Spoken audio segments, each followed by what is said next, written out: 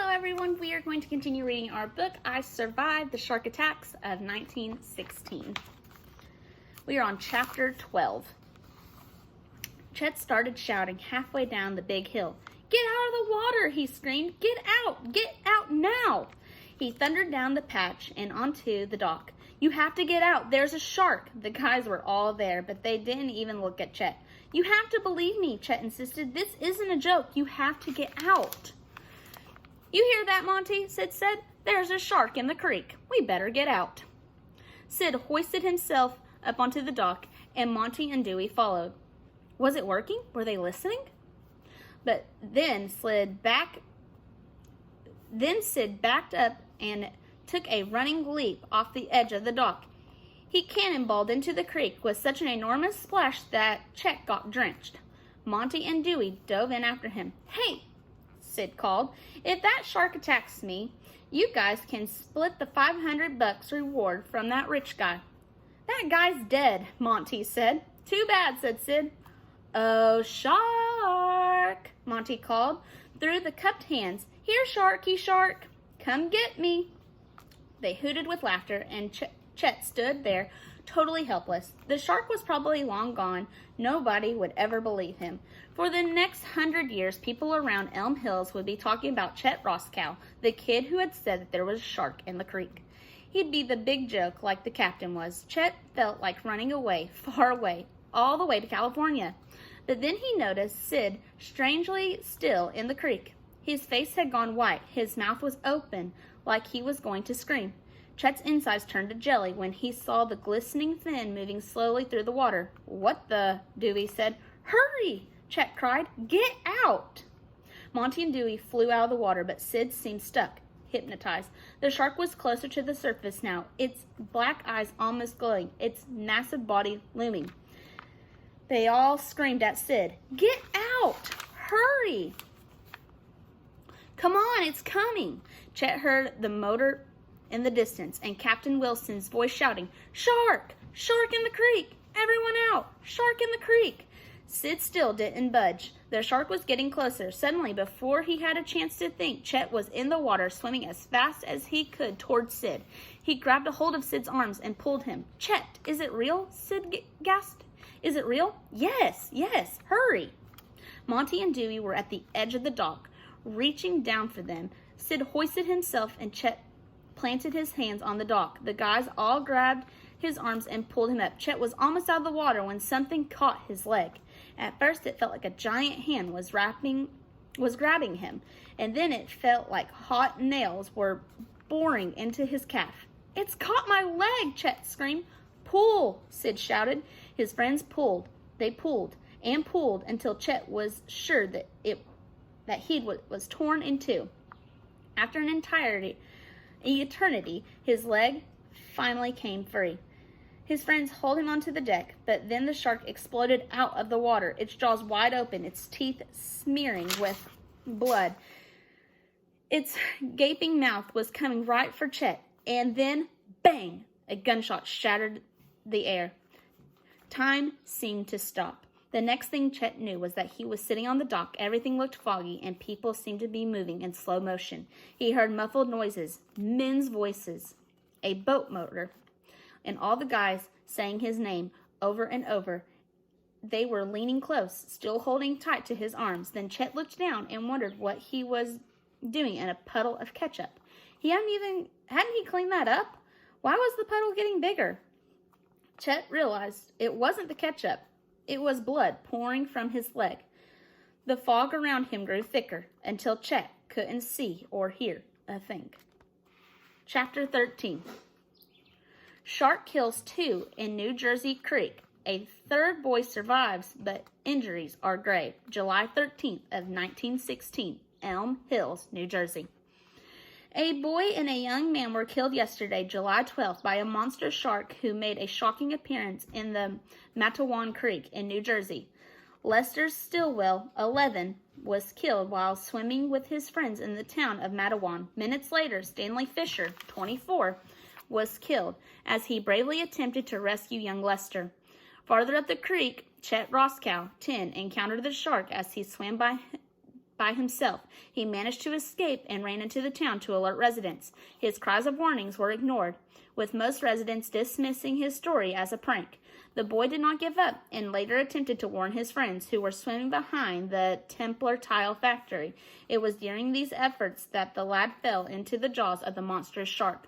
He was rescued moments later when Captain Thomas A. Wilson shot at the shark with a Civil War musket, scaring the beast away.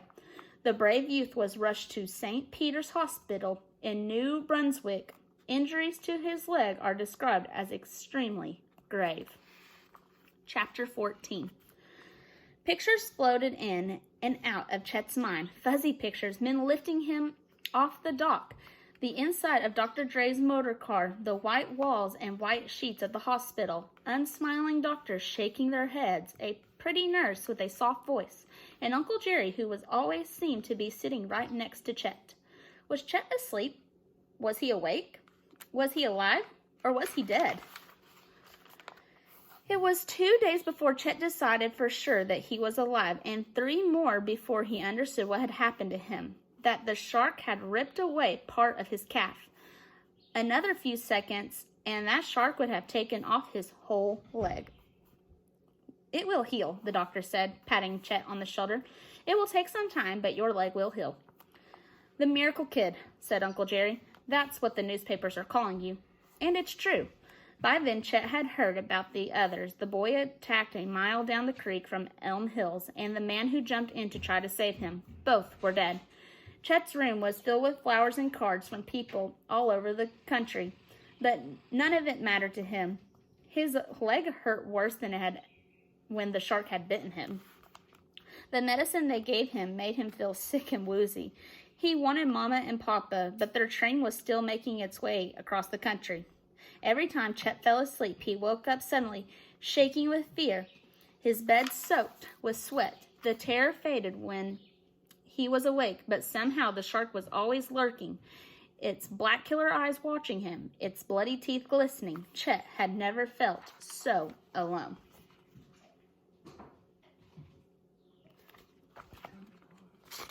Chapter 15. It was Chet's 6th morning in the hospital when there was a knock at his door. He sat up, sure it was Mama and Papa, but it wasn't. Dewey, Sid, and Monty stood in the doorway. Uncle Jerry was right behind them. The hospital was a 2-hour trip from Elm Hills. Had the guys really come all this way to see him?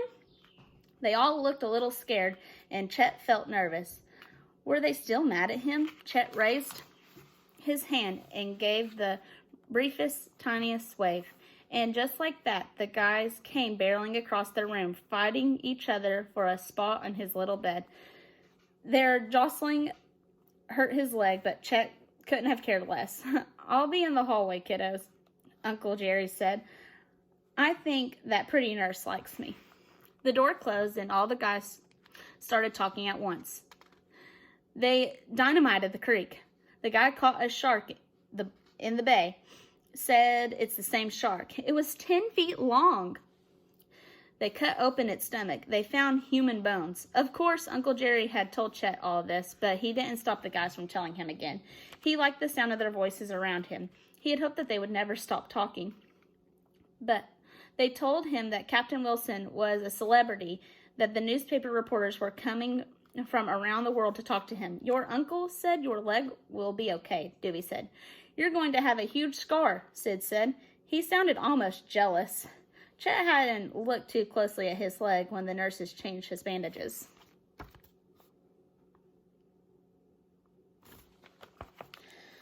That was when it hurt the most. When they washed the wound, he had to keep his eye closed tight and bite down on a rag to keep from screaming until the cleaning was done. A chunk of flesh was missing from his calf. He'd had more than a scar, but he'd have a limp. "Just like me," Uncle Jerry had said. "Won't slow you down a bit." "Minnie keeps asking about you," Dewey said. Chet wondered what Minnie would think of the boy with a limp. Sid moved a little closer to Chet. "We're sorry," he whispered. "We're sorry for everything," said Monty. Sid looked like he was about to cry. "It's my fault." "What?" Chet said. "You didn't put a shark in the creek." Sid laughed a little and wiped his eyes on his sleeve. We should have listened to you, Monty said. If we had gotten out of the water, you wouldn't have gotten bitten. And if you hadn't come, Dewey said, we'd be... But if I hadn't have played that stupid prank, Chet said, you would have believed me. You saved me, Sid said. You guys saved me, Chet said. He swallowed hard. They all sniffled a little. Then a hush came over the room, and in that quiet moment, Chet realized something. He and the guys would always be tied together by the terrible thing they had seen, by what they had done for each other. It was a while before Sid said, we're calling a truce. No more pranks. As usual, no one argued with Sid. It was settled. The guys stayed all afternoon until Uncle Jerry poked his head in and said it was time to go. The guys lingered until Uncle Jerry shooed them out the door. Wait for me, Uncle Jerry had told them, and then he closed the door and came over to Chet's bed. Your mama called the hospital, he said. She and your papa will be here after dinner tonight. Chet smiled. You know, Uncle Jerry said, straightening the sheets, I had an idea. Thought I'd mention it to you. He cleared his throat. Maybe your papa would like to help me run the diner, Uncle Jerry said. It's a busy place. I think he might enjoy it. We do well enough, and I sure wouldn't mind having more time to myself. It took Chet a few seconds to understand what Uncle Jerry was saying. Your papa might decide it's time to settle down, Uncle Jerry said. I'm not sure he'll say yes, but I guess it's worth a try, don't you think? Chet opened his mouth to say something, but the words seemed to all be stuck together, so he just nodded. Okay then, kiddo, it's a plan. Chet laid there for a while after Uncle Jerry left, and he thought about Mama and Papa. He couldn't wait to introduce them to the guys and to Captain Wilson. He struggled to keep his eyes open, but it had been a long day. Before long, he dozed off. He dreamed that he was an old man sitting in the diner telling a story to a gang of boys. He told them about the shark in the creek, a huge killer shark with bloody jaws and coal-black eyes.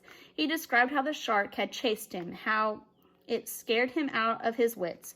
But in the end, the beast couldn't get him because Chet hadn't been alone, because his friends had reached out for him and they had held him tight, and they never let him go. And that is the end of our book, I Survived the Shark Attacks of 1916. I hope you enjoyed. Thanks for listening.